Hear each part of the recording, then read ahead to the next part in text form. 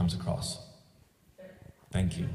And it's and in addition to that, we figured since he didn't know anything, he's teaching his kids, and Joey corrects her mom with who and whom, that these aren't parents that they would make that grammatical mistake. I'd just like to add that I think that's really interesting. I don't know what the question would be, but I think, you know, it occurs to me like the first half of the movie, they're kind of deprogramming the kids from their religious experience.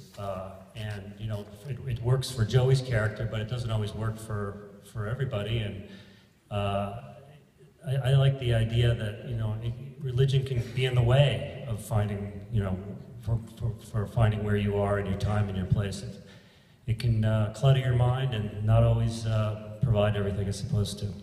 But we, you know, as you can see, we go out of the way to say it's, you know, whatever works. For Joey's character, it works, and the father has to learn to celebrate what works for her, whereas he's on a different track.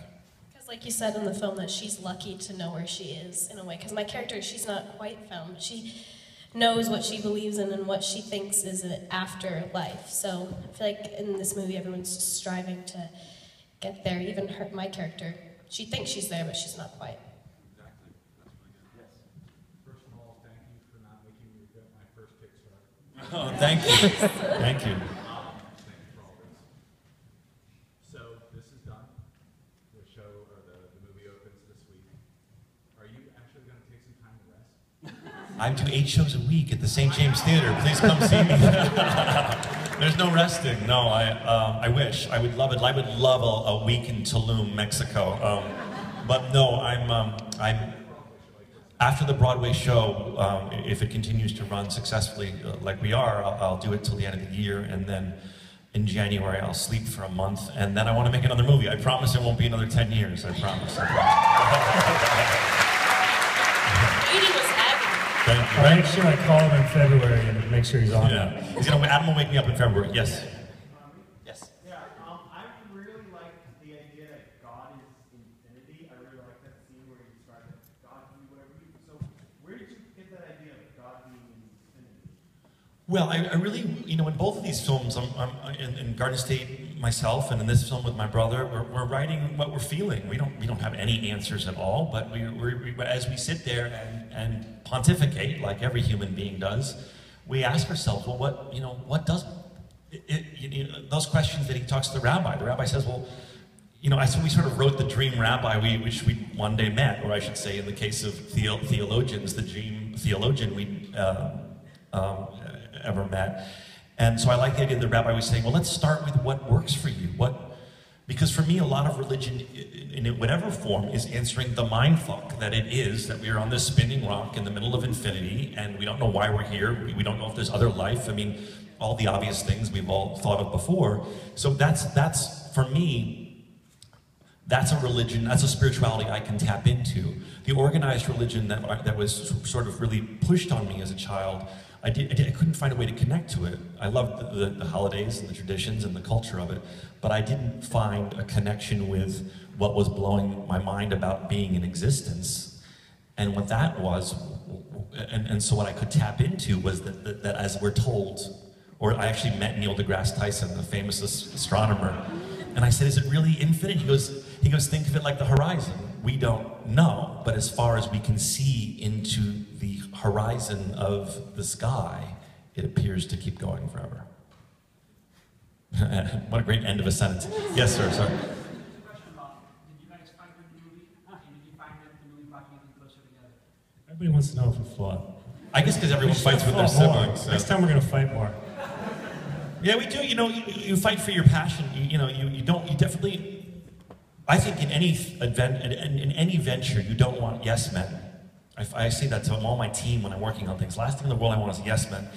And so I want Adam to challenge me, and I want to challenge Adam. And so you do want a healthy debate. And of course, there were times where we would, give each other like a couple hours silent treatment of pouting. But we worked, we worked really well together, and I think it did bring us closer together. We're matching, by the way. I just wanted to point that out. Yeah. By the way, I love seeing these around, and my friends are sending me pictures of these T-shirts. My buddy was like, "Dude, check out the barista at my coffee shop," and made me very happy. Yes, ma'am.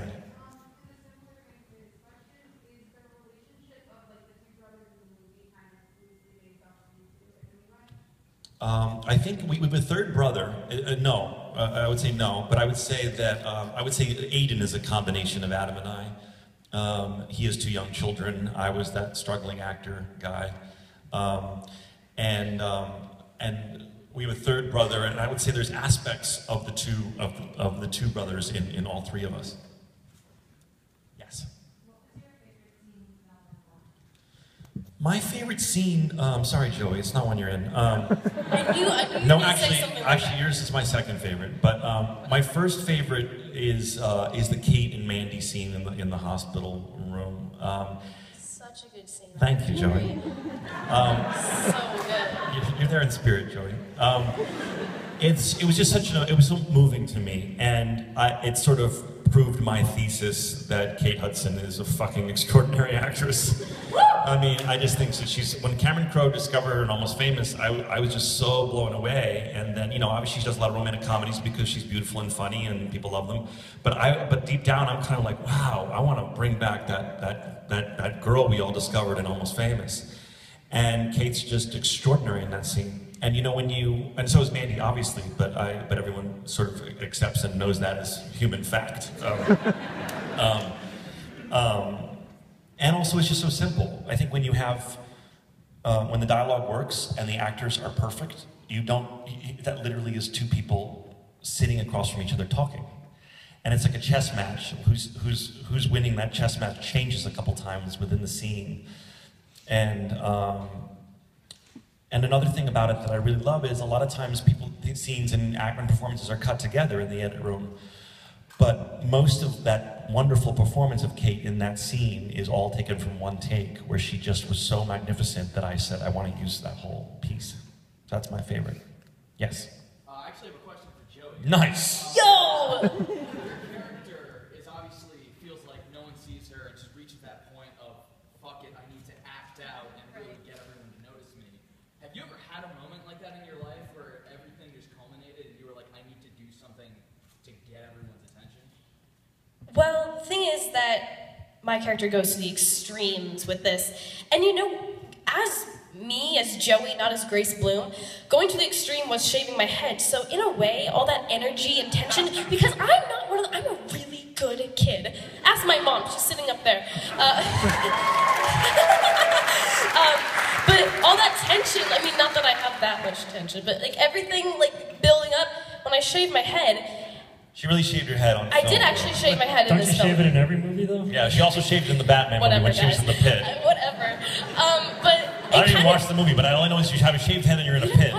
I watched it one day. I'm sorry, I forgot to. This is not your... Sorry, keep going.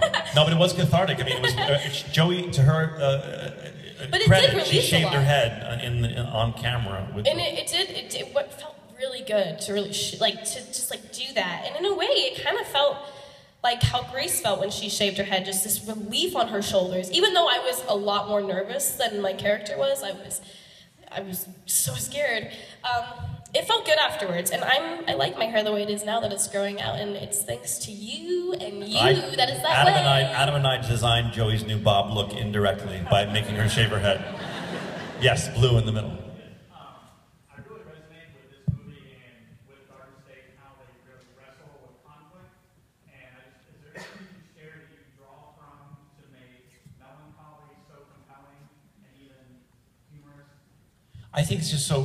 Thank you, and it's just so. To me, that's just how I feel when. I feel that. I laugh a lot, but I also feel melancholic a lot. I think it's just kind of my personality, and obviously my brothers too, since we co-write this together. I think we're probably melancholic dudes who cheer each other up and our lives up by laughing. I mean, it's just like in the movie.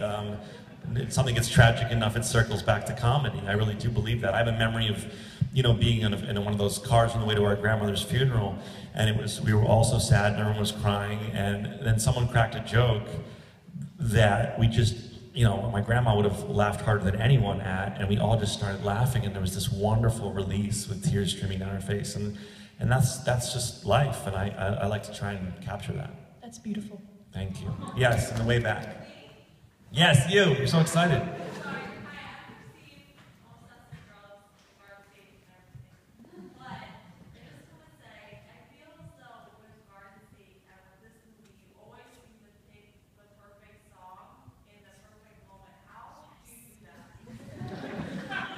How do you do that?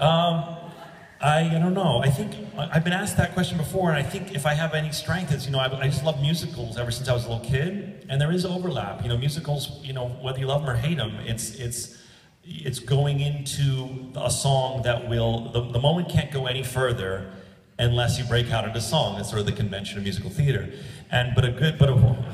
Joey, did someone give you a Red Bull? Mom, I told you to stop giving her caffeine. And so I think that that's the extension of that, going, let me find the moment that you're feeling something as a viewer, let me find that perfect song that will, you know, bring out even more of the color of that moment. And it literally is a visceral response. My editor and I have an inside joke where we try a zillion songs, and then when the arm hair on our hair stands straight up, we're like, all right, well, that's a candidate, because we've had a visceral response to it.